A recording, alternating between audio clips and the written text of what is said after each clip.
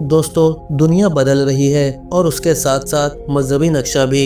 एक तरफ इस्लाम है जो दुनिया का सबसे तेजी से बढ़ता हुआ मजहब बन चुका है, तो दूसरी तरफ कुछ बड़े मज़ाहिब हैं जो अपने मानने वालों को संभालने में मुश्किल महसूस कर रहे हैं। आज की इस वीडियो में हम सिर्फ आंकड़ों की बात करेंगे, सिर्फ रिसर्च की रोशनी में देखेंगे कि दुनिया किस तरफ जा रही है, और ये भी समझेंगे कि क्या वाकई इस्लाम सभी धर्म को खत्म कर देगा या यूं कहें कि उन्हें खा जाएगा। ईसाईयत सबसे बड़ा मजहब, लेकिन सबसे ज़्यादा गिरावट का सामना भी। दोस्तों, ईसाई धर्म दुनिया का सबसे बड़ा मजहब है, लेकिन आज उनके सामने एक अजीब चुनौती खड़ी है। उनके अपने मानने वाले खुद अपने मजहब से दूर होते जा रहे हैं।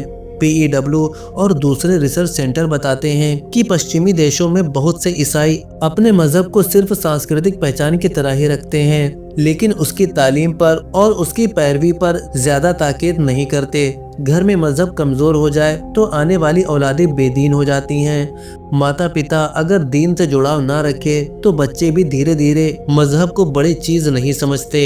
यूरोप और अमेरिका में नई पीढ़ी का बड़ा हिस्सा सीधे तौर पर कह देता है कि वो किसी मजहब को नहीं मानते। ये लोग नॉन कहलाते हैं, यानी नो रिलीजन, और ये संख्या इतनी तेजी से बढ़ रही है कि ईसाईयत की कुल आबादी नीचे जाने लगी है। अब बात करते हैं हिंदू धर्म की।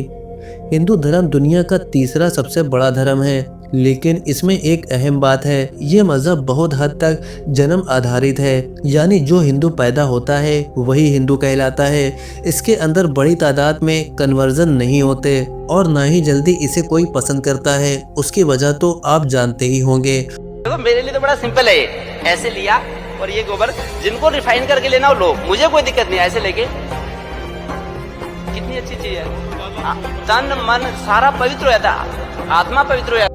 और ना ही ये बड़ी संख्या में किसी को अपनी तरफ बुलाता है।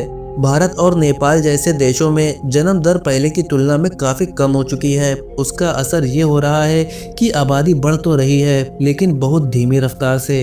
नतीजा, दुनिया के मुकाबले हिंदू आबादी की बढ़त स्थिर और सीमित है, न तेजी से ऊपर न तेजी से नीचे। बौद्ध धर्म शांत, स्थिर और धीरे धीरे बढ़ता हुआ। दोस्तों, बौद्ध धर्म दुनिया का चौथा सबसे बड़ा मजहब है। इसकी खासियत है इसकी तालीम की सादगी और इसका शांत स्वभाव। कन्वर्जन होते हैं लेकिन कम। पश्चिम में कुछ लोग बौद्ध धर्म की तरफ आते हैं, लेकिन ये रफ्तार बहुत कम है। जिन देशों में बौद्ध धर्म बहुसंख्यक है, चीन, जापान, थाईलैंड, वहाँ की जन्म दर दुनिया में सबसे कम है। इसलिए अगले 50 साल में बौद्ध धर्म की आबादी स्थिर रहेगी, ऊपर नहीं जाएगी। अब आते हैं इस्लाम की रफ्तार पर।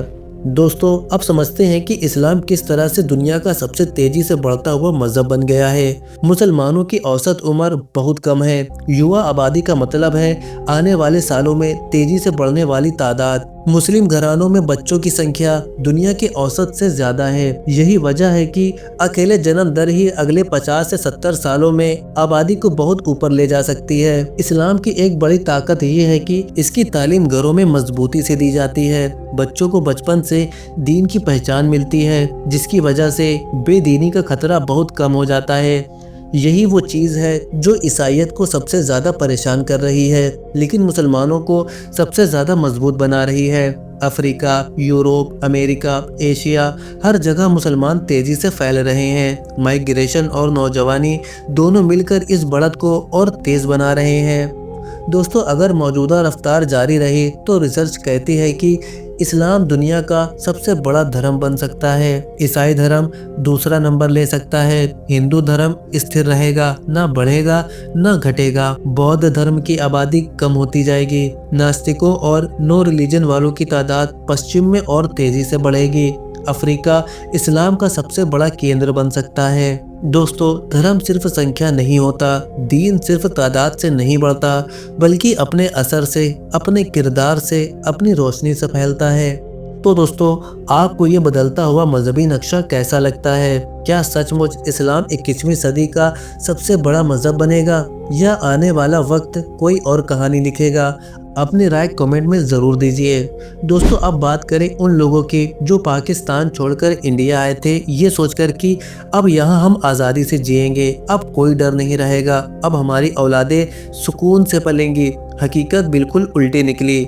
यहाँ उन्हें नागरिकता नहीं मिली, रहने की सही जगह नहीं मिली, रोजगार नहीं मिला और आवाज़ उठाने पर बस वादों की फाइलें उनके सामने खोल दी जाती। आज हालात ये है कि कुछ दिन पहले 10 परिवार, हाँ पूरे 10 परिवार वापस पाकिस्तान लौट चुके हैं और अब करीब 50 और परिवार भी वही रास्ता चुनने पर मजबूर हो रहे हैं। सोचिए, जो अपनी ज़मीन गिरस्ती बेच कर आए थे वो आज वापस उसी सरहद को देख रहे हैं जिस प्रोसेस में लाखों रुपए उनके खर्च हुए थे। आखिर ये हुआ कैसे? किसने इन्हें यहाँ बेगाना बना दिया? क्यों वो लोग जो आज़ादी के सपने लेकर आए थे उन्हें यहाँ सिर्फ आज़ादी नाम की चीज़ मिली, लेकिन असल आज़ादी कहीं गुम हो गई? अगर आप जानना चाहते हैं कि आखिर उनके साथ क्या क्या हुआ और क्यों वो पाकिस्तान लौटने का इतना बड़ा फैसला ले रहे हैं, तो अभी एंड स्क्रीन पर दिख रही इस वीडियो पर क्लिक करिए, आपको पूरी हकीकत समझ आ जाएगी। वीडियो को लाइक, शेयर और चैनल को सब्सक्राइब ज़रूर कीजिए।